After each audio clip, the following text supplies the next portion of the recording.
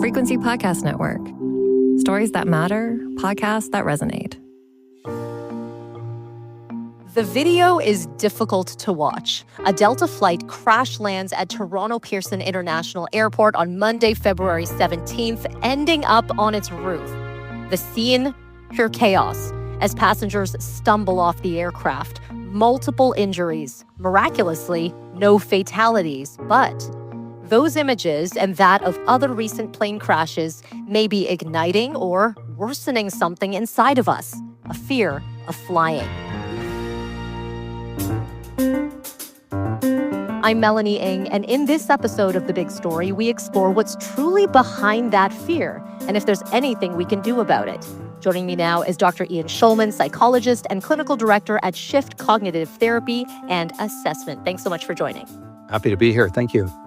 All right, I want to start with the fear of flying in general. Some say it is safer to be on the roads driving in Canada when it comes to fatalities than it is to be up in the sky. So that's just the stats and the numbers that we know.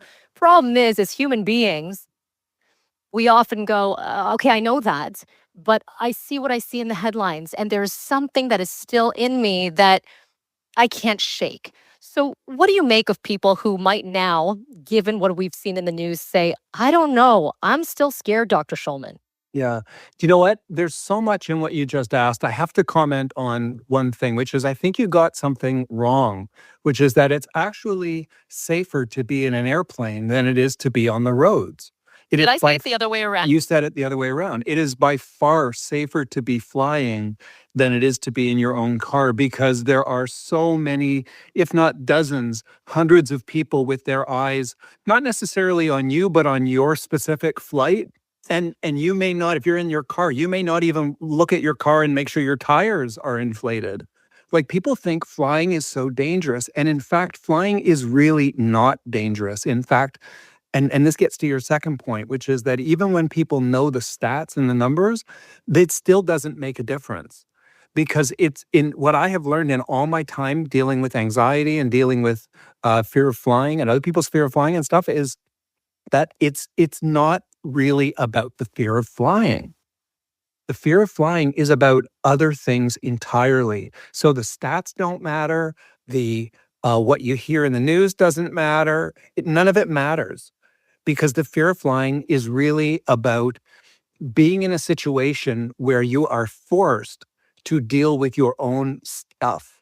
The one difference between flying and any other means of transportation is you could always get away or change something else if you get scared. But if you're scared on an airplane, maybe you can get up and go to the bathroom, but maybe you can't and there's nowhere to go. And that's the thing that freaks people out is having to face their own demons, their own wounds, their own scars, their own stuff. That's the thing that is the fear of flying. That's what it's all about. Oh, wow. Did we open up a bag here when it says dealing with your own stuff? And that will truly vary from person to person. You've been doing this for several years. And so let me ask you this. The dealing with your own stuff, at the heart of it, especially when it comes to something like flying, is it the idea of, and you alluded to it, was the relinquishing control, not having the control that you physically have that you would behind the wheel, right? Hands 10 and 2 on a steering wheel, maybe not seeing the captain who's flying your aircraft. It's just, what do I do? There's nothing I can do for myself. But the idea just in general of flying and saying, okay, here I am boarding, let's go. Is that at the heart of a lot of the fear? So you talked about control, but I would flip it on its edge a little bit and talk about trust, okay? So if we're going to fly, then we're trusting other people to keep us safe and well. And we're also trusting that if I happen to get scared or I start to cry or I get worried or I need to talk to somebody, hold someone's hand or have somebody hold me, I'm trusting that there'll be another compassionate human being there near me who will allow me to do that and not reprimand me or criticize me or reject me for being a full three-dimensional human, right, with emotions. So if that's where the control part comes in, because if I don't have trust in you, then I'm going to take full charge of as much as I can in order to make sure that at least I've got my back if I don't think that you do. So that's a big part of it too. And then that comes back to like, where do you come from? I don't mean geographically or ethnically. I mean, where you come from in terms of your family dynamics, the family you were born into, because that's where we learn trust. If the family that we're born into is reliable for us most of the time, if they respond to us well enough most of the time, like if I call out and I need someone, will they come more often than not? Do I feel like I mattered? Do I feel like I was accepted exactly as I am? Or did I have to really change myself in order to become acceptable? All those kinds of hundreds of millions of interactions that we have over the course of our childhoods forms the wiring that forms the wiring of our brain, first of all. And secondly, that informs how we relate to other people. So if I grow up in a family where, we don't cry, you stop crying or I'll give you something to cry about, or we don't show emotions, or, put that away, stop being a baby. If you grow up in that kind of environment, odds are you're not going to be comfortable being in any kind of situation where any of those forbidden or dangerous emotions are likely to come out. So you know what? Maybe I'll just won't fly. I'm curious if there is a big difference in your experience between a fear, let's go back to flying, a fear of flying that we've seen where maybe there's someone who flies once a week, or sorry, once a year, goes on an all-inclusive vacation, whichever. They're seeing the headlines, they are seeing the news, and now all of a sudden they're second guessing versus someone who has a actual phobia. When you see patients in both scenarios, because I assume you have, do you treat them differently? Um, no, not really. Not really. They're pretty much the same. It's not a distinguishing factor. The place I actually always get back to with folks is like, what's your stuff? Like why are you afraid to fly? Where's your specific fear? So I'm really tailoring every treatment plan to the individual that I'm sitting with. So there's stuff that I do in common with everybody, but your story is going to be different than mine. It's going to be different than somebody else's. So we have to look at those individual things, those individuals individually. How about that? The other part of your question was, what about somebody who's flying all the time? Well, somebody who's flying all the time will have a lot more real world experience to say, oh yeah, this one was bumpy and this is what the flight crew did. And that one was uneventful. That one was really scary. And everybody, and you put it all into like, you average it all out in your mind and you go, okay, well, I've been safe all these other times. I'm probably going to be safe now. I know how it works. Whereas somebody who flies maybe once a year and is putting kind of all their eggs in this one travel basket because they're going to a somewhere in the Caribbean or something for the first time this year, or the only time this year, they might have a whole bunch of other stuff that's there. Like, I don't want to lose that opportunity. This is my once in a lifetime, or I don't have a lot of experience flying. So they may have more beliefs that are kind of out of proportion to what is realistic.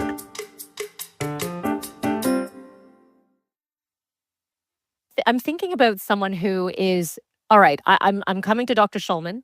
Let's just say I'm coming to chat with you because whether my stuff has been with me for years or it has been induced because of what I've been seeing in the news, I now need something to help me. What are there some tangible mechanisms, things that people can do at home before a flight, leading up to the flight, anything that they can do that Yeah. that seem so simple yet will make a big difference? Yeah, for sure.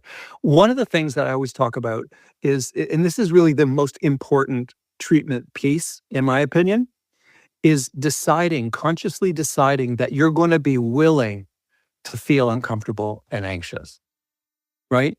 Because if you're willing to do that, then you can handle anything. Like, most everybody goes to the dentist. Sometimes you have to get your teeth drilled, or at minimum, get them cleaned, which means you've got somebody else with their fingers and sharp tools in your mouth.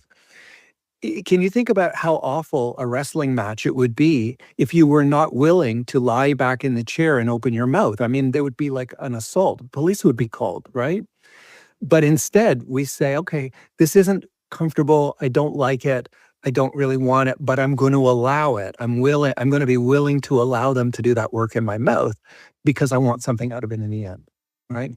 And in the same way, if you've been afraid of flying for a long time, or if you're scared of it now because you saw something on the news 75 times in the last 3 days and it's really freaked you out, then you have to be understanding that you're going to be scared.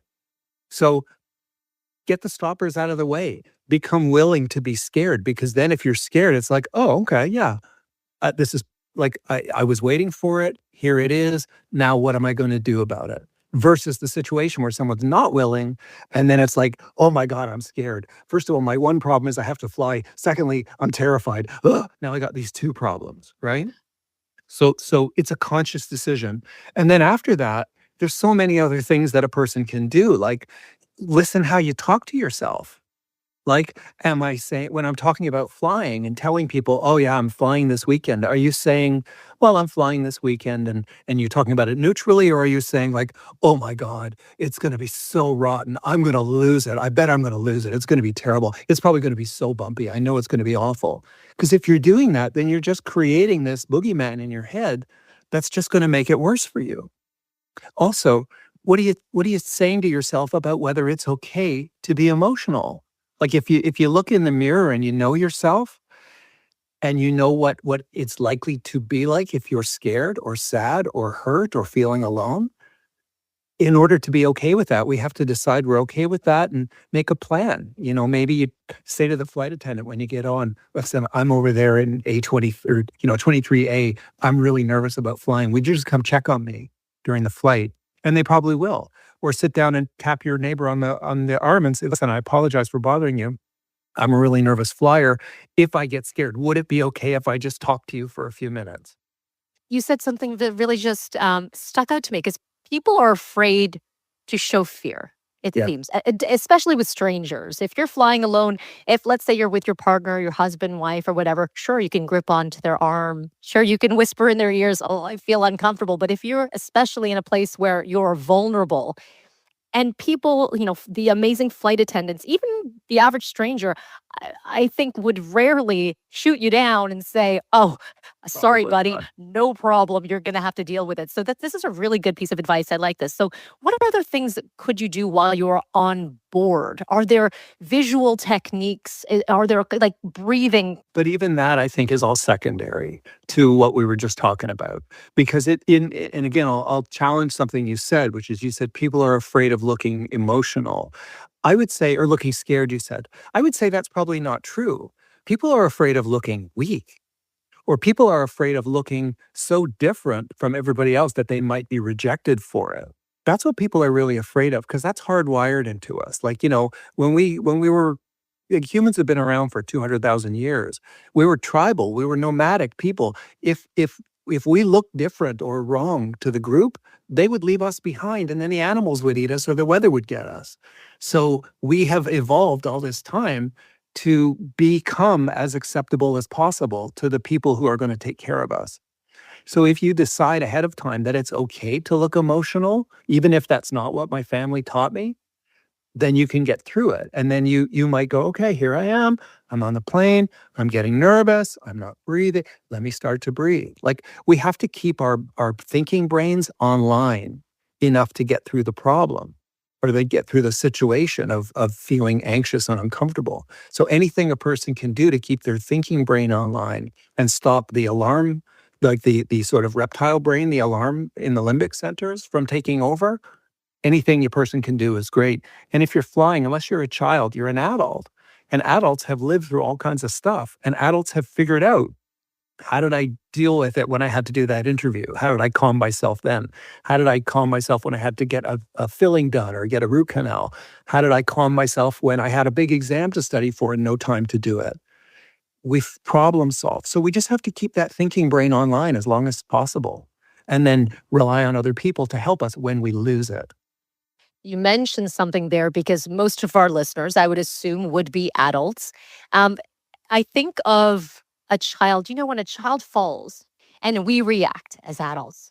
Oh my gosh. And depending on our reaction, they will react a different way. If you say everything's all right, okay, no problem. Now I'm thinking about that in the scenario of flying. And but this could also change too. If a child is anxious, let's say we're working with them, then we have to put that hat on as a parent or a guardian and do that, because if we start to show the anxiousness, then I would assume this would just snowball. Right. So how would you recommend it with a family environment? Because, when you're talking to your 3-year-old versus your 10-year-old versus your teen, everyone has these different experiences. Yeah, well, people will often say that, I'm flying with my kids and I don't want to show them mommy or daddy is scared. Well, that's an interesting one. We usually end up talking about that because what's wrong with being scared? Your kids are going to be scared. You're certainly scared. Why make that a taboo thing?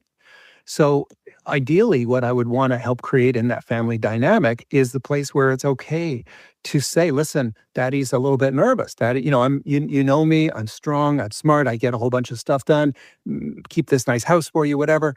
And I'm going to be scared. So I might need you to help me just keep my head with me and stay grounded. And just I may tell you that I'm scared. I just want you to, talk to me and just remind me that everything's okay. Right. And then maybe even go to your partner, your other adult travel companion and say, listen, here's what's going to happen. I'm going to need support. So if I look at you and I say I'm scared, do not tell me what's wrong with you. Do not tell me just buck up, pull up your socks. Do not make fun of me. That's not what I need. That's not helpful. So it becomes like the therapy for it is very broad because we may then have to talk about how do you communicate with your partner if the dynamic that you have between you and your partner or the culture within your family is, oh, you're scared? Why? Are you a baby? Stop being a baby, then we got to deal with that. Something you said there was having these pre-conversations, pre-boarding, pre-flight, right? I like that with partner. It's the here I am touching my nose, and this word, when I say this, it really means this. I need your support in this way. I think a lot of people don't set the groundwork. They just deal with it and I'm speaking from personal experience, Dr. Shulman, they're reacting versus understanding. But specifically when it comes to a scenario when you're in flight, there's nowhere to go. Yeah. So you mentioned the word reacting, and a word that I very often will pair in fear flying treatment with reacting is responding, right? Because reacting is automatic. We can't control what our bodies are doing because they're hardwired to do those things. Instead, when we catch on to the fact, like after the fact, when we realize, oh, geez, I'm sweating and I'm gripping the handrails of the chair here, the armrests, I can either continue to do that, which is going to tell me that I'm really scared and this is dangerous, or I can choose how I want to respond and say, okay, I'm going to let go now and I'm going to relax my hands and I'm going to breathe. So reacting and responding is really important, like to make that distinction. And that's where we actually have a lot of control. Now, on an airplane, you can't control the weather, you can't control your fellow passengers, you can't control the aircraft or any of that stuff. You're giving up that right in order to get somewhere very far away in a short amount of time for a reasonable amount of money, hopefully. But what you can control is what you say to yourself, how you treat yourself, whether you're doing it with kindness or you're just being a brute to yourself. You can control, whether you use coping tools that are effective for you or whether you use coping tools at all. Right? Some people just sit there and bite their nails, and that never solved any problems except long nails. Yeah, that just causes different problems. I think you put a perfect bow on this, and there are so many things that you can do that are within your control if you need to take a flight. Dr. Ian Shulman, shiftct.com if you're looking for information, on Instagram at Therapy Oakville. Thank you so much for this. Thank you very much. This was a pleasure. Nice chatting with you. Good to chat with you. And that was The Big Story. As always, you can send us feedback on this episode or any other episode. Just email us at hello@thebigstorypodcast.ca. You can find us on the Seeker app, also on all of your favorite podcast players. As always, rate, review, follow. Don't be shy. You can share. I'm Melanie Ng. Thank you so much for listening.